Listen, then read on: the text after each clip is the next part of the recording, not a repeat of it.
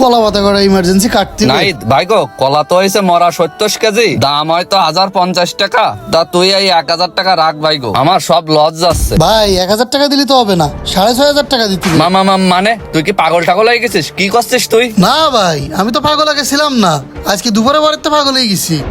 এই ভ্যানে কলা কোনতে আইছে? ভাই কলা তো ওই বাসাতে নিয়ে আইছি। ও তাই কলা কার? কলা তো ভাই আমার। কলা তো এখনো পাকেনি ভাই, তা কলাটা লিগালে কোন জায়গা থেকে নিয়ে আইছেন? কলা তো নিয়ে আইছি ওই যে ব্রিজ আছে না, ব্রিজ পার হয়ে টার্নিং ঘুরে বামাতে যায় বুইটা, ওই বুইতে আনিছি কলা আমি। তাই নাকি? তা ভাই কলা কিরাম কত করে কেজি পড়েছে? ভাই কলার দাম তো মেলা, 100 করে চাইলো, কয়ে বলে আমি 95 টাকা করে আনিছি। কলা কি আমাকে ওই তরকারি ব্যাপারী বক্কার বাইতেছে? হ্যাঁ এই তো ভাই আপনি চিনতে পারছেন, ওই বক্কার ভাই তো আমারে কলা দিচ্ছে। ভাই ওই টার্নিং ঘুরে ওই লেবু বাগানের পাশে ওই যে কলা বাগান ওইটা না?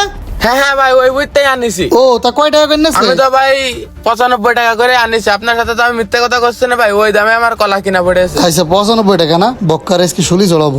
মানে তুই কার কাছ থেকে কি সব শুনে আসি আমার সাথে উল্টো পাল্টা কথা কস? আমার যদি কলায় এত লাভ হতো তা আমি এই কষ্ট করে কি মাঠে মাঠে ঘুরে কলা কিনতাম? লাভ হচ্ছে বলেই তো কিনতেছ, কৃষকরা বাঙালি দিচ্ছ। আমাকে কপাল খারাপ ভাই, আমাকে অত্র 10-15 কিলোমিটার মধ্যে একটা পাইকারি বাজার নেই, আর তুমি কম দামে কিনে বাড়িতে পাঠিয়ে নিয়ে ইনতে কলা বেচতে চাও।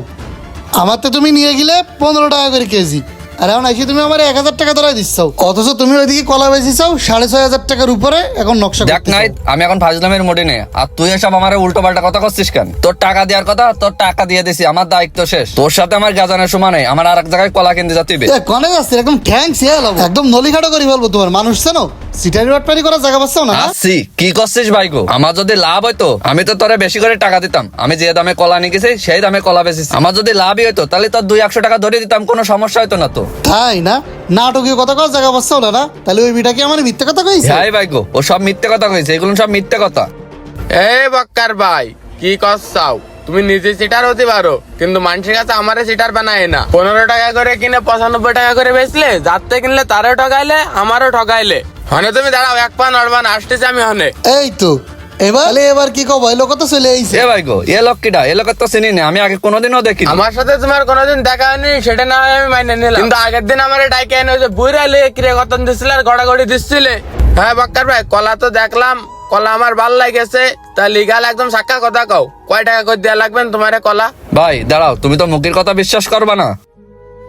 ভাই এই আইল শুয়ে করছি, এই বাঁশ শুয়ে করছি, এই কলা আমার 90 টাকার উপরে কিনা পড়েছে ভাই। এ থাক ভাই, চলে এসো। তোমার কথা কিরে কতন দিতে কইছি আমি? ওই তোমার 90 করে কিনা কেজিতে 5 টাকা করে বেশি দিবান, 95 করে। আসলে ভাই গো, বাজারে হঠাৎ করে কলার দাম বাড়ি গেছে, তো এইসব কলা তো আমি আগেই কিনে রাখিলাম।